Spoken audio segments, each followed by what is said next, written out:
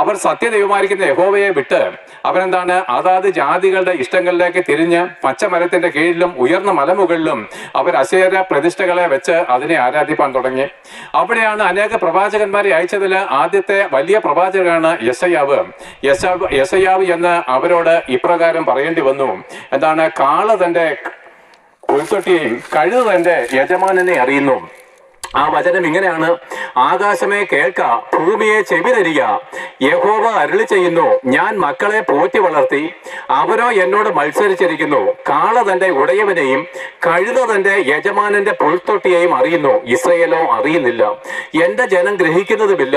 അയ്യോ പാപമുള്ള ജാതി, അകൃത്യഭാരം ചുമക്കുന്ന ജനം, ദുഷ്പ്രവൃത്തിക്കാരുടെ സന്തതി, വഷളായിട്ട് നടക്കുന്ന മക്കൾ, അവർ യഹോവയെ ഉപേക്ഷിച്ച് ഇസ്രയേലിന്റെ പരിശുദ്ധനെ നിരസിച്ച് പുറകോട്ട് കളഞ്ഞിരിക്കുന്നു.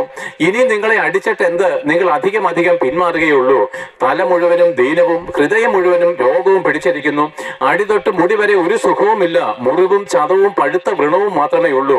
അവയെ ഞെക്കി കഴിയിട്ടില്ല, വെച്ച് കെട്ടിയിട്ടില്ല, എണ്ണ പുരട്ടി ശമിപ്പിച്ചിട്ടുമില്ല. നിങ്ങളുടെ ദേശം ശൂന്യമായി, നിങ്ങളുടെ പട്ടണങ്ങൾ തീക്കിരയായി.